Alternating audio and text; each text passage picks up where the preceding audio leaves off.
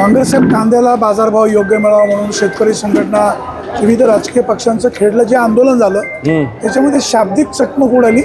काय नेमकं तुम्हाला सांगायचं? शाब्दिक चकमक म्हणजे काही चमची मंडळी होती ती त्यांची लाल करत होते. कार्यक्रम आम्ही धरलाय, कार्यक्रमाची परमिशन आमची. अरे तुम्ही तुमच्या कार्यक्रमात आम्ही आलो का? आम्ही संघटनेची भूमिका प्रामाणिक आहे आमची. आम्ही कुठल्याही पक्षाला आमच्या पक्षाचं घेणं देणं नाही. मी मगाशी पण भूमिका मांडली. 1947 साली देश स्वतंत्र झाला, आता 2026 साल चालू आहे. शेतकऱ्याची फरफट मात्र थांबायला तयार नाही आणि कोणाही उठायचं विरोधात गेलं का मग शेतकऱ्याचा लई कळवळा. अरे पण तुम्ही सत्तेत असताना तुम्ही काय दिवे लावले? कालचं उदाहरण सांगतो. आदरणीय शरद पवार साहेबांनी या परपीचे तुकडे करण्यासाठी चुकीचा अध्यादेश काढायला लावला उद्धव साहेब मुख्यमंत्री असताना. म्हणजे तुम्हाला किती कारखानदारांची चिंता आहे का शेतकऱ्याची चिंता आहे? म्हणजे ह्या पद्धतीनं त्यांची कोण चमची मंडळी असणार ती उठणार आणि त्यांची तरफदारी करणार. अरे तुम्ही लय वाघ येतं ना, आम्ही काय बांगड्या भरलेत काय? मी सांगितलं आमचं रेकॉर्ड सगळ्यांना माहिती आहे. आम्ही आणि कोण कसं नौटंकी करतं आम्हाला चांगलं माहिती आहे. आणि हे बघा, हे विसरू नका, काल आम्ही सगळे बरोबर होतो म्हणून कुठंतरी जवळपास गेले. भविष्यात कळेल ना. एवढी जर मस्ती असेल, मगरुरी असेल आणि बेईमानी करणं हे तुमच्या रक्तात आहे. तुम्ही स्वाभिमानीला शब्द दिला होता मी राजू शेट्टी साहेबांना आणणार आहे आणि तो शब्द पाळला का तेवढं सांगा फक्त. अशी आईच्या घाटावर जाणारी बोकड्याची अवलाद आम्हाला नकोच आहे ना. तुम्हाला शेतकऱ्याचा प्रतिनिधी सभागृहात गेला नाही पाहिजे, फक्त आमच्याच भोवती राजकारण खेळलं पाहिजे. हे धंदे चालणार नाही आणि आम्ही पण कच्चे नाहीत. गेले 30-35 वर्ष मी ह्याच धंद्यात आहे. काय आम्हाला काही नवीन नाही आहे सगळं. आम्ही लय दादागिरी व्यक्तिगत अजिबात नाही. माझं वैयक्तिक आजही कोणाशी भांडण नाही, पण माझा प्रवृत्तीला विरोध आहे. वाणी साहेब, व्यक्तीला विरोध नाही, प्रवृत्तीला विरोध आहे माझा. कुठेतरी भरकटते असं वाटतं. अहो वाणी साहेब, आंदोलन बिलकुल भरकटणार नाही. मी बाबाजी काळे साहेबांशी आमदारांशी सकाळी बोललोय, त्यांनाच मी निमंत्रित केलेलं आहे. लक्षात घ्या. मगाशी आमदारांची भूमिका कशी वाटली तुम्हाला मला सांगा. हे बघा, आमचं बाकी मला एखाद्या व्यक्तीला विरोध नाही करायचा, ते माझे दुश्मन नाही, बांधा शहरी बांध नाही आमचा. पण प्रवृत्ती वाईट आहे.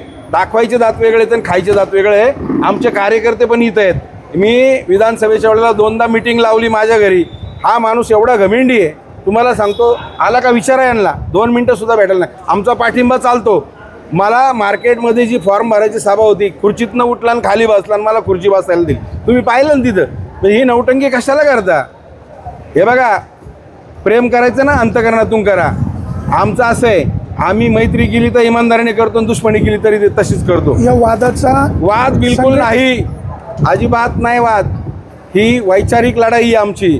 प्रवृत्तीला विरोध आहे. ही प्रवृत्ती लोकांनी पण ओळखली पाहिजे आणि स्वतःलाच लई अक्कल आहे असं दाखवण्याचा प्रयत्न होतो. आम्ही 30-35 वर्ष काय वस्तारे नाही घेतले. 2 तारखेला नंदी चौकामध्ये जे आंदोलन आहे आमचं आंदोलन आहे. प्रभाकर बांगर सहभागी. अहो, आमचं आंदोलन 2 तारखेला आहे. तुम्ही पोलीस स्टेशनला जाऊन चौकशी करा मनसरला. काल रात्रीच पत्र देऊन आलोय. आम्ही बाजार समितीत करू. ठीक आहे, तुमच्याकडे बगल बच्च्यांची संख्या जास्त असेल, आमच्याकडं मी काय म्हणतो, आमच्याकडे संख्येनं कमी माणसं असू द्या, फरक काय पडतो? हे बघा, शेवटी ही विचाराची लढाई आहे आणि संघटना ही कोणाच्या दावणीला बांधलेली नाही, कुठल्या पक्षाच्या दावणीला बांधलेली नाही. आमचे विचार स्वतंत्र आहे. आमचा जन्म शेतकऱ्यासाठी, कष्टकऱ्यासाठी, गोरगरिबासाठी झालेला आहे आणि ही लढाई आम्ही चालू ठेवणार आहोत. जे आले आले त्यांचंही स्वागत, नाही आले त्यांचं स्वागत. त्यांना काय करायचं त्यांचं ते करतील, आम्हाला काय करायचं ते करतील. नंदी चौकात याच्या आधी आंदोलनामध्ये होतो आम्ही.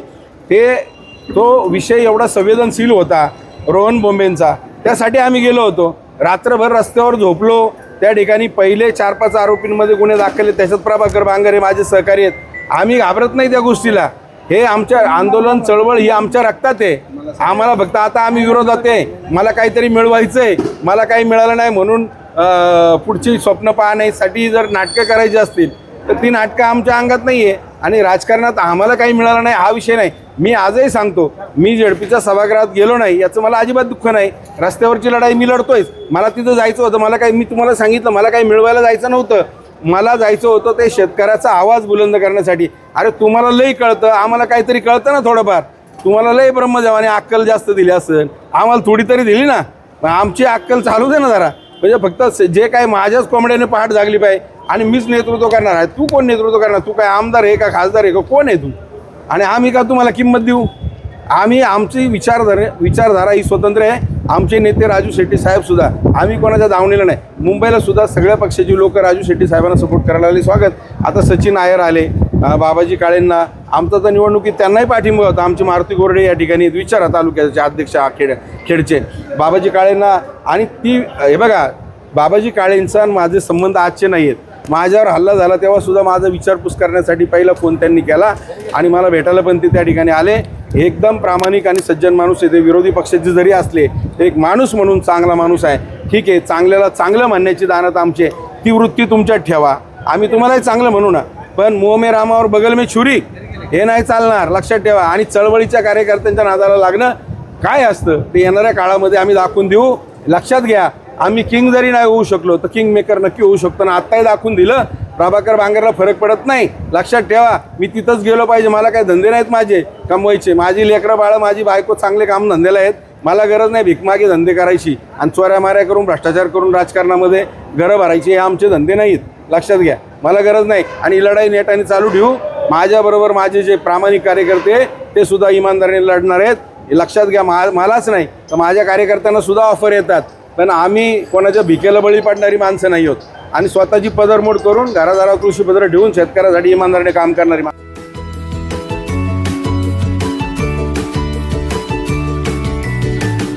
बातम्या शेतीच्या,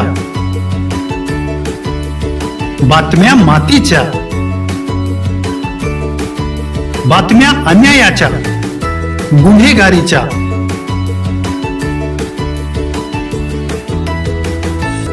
राजकारणाच्या आणि समाजकारणाच्या, शोषणाविरुद्ध बुलंद आवाज, जनसामान्यांच्या हुंकाराची गाज, सत्कार्याला प्रोत्साहन, दुष्कृत्याला अनुशासन, निर्भीड, निस्पृह, सडेतोड, बेधडक आणि रोखटोक म्हणजेच विघ्नहर टाइम्स. शोध बातमीचा, ध्यास सत्याचा. आपलं चॅनल, आपली बातमी. सबस्क्राईब तर कराच, पण बेल आयकॉनवर क्लिक करायलाही विसरू नका.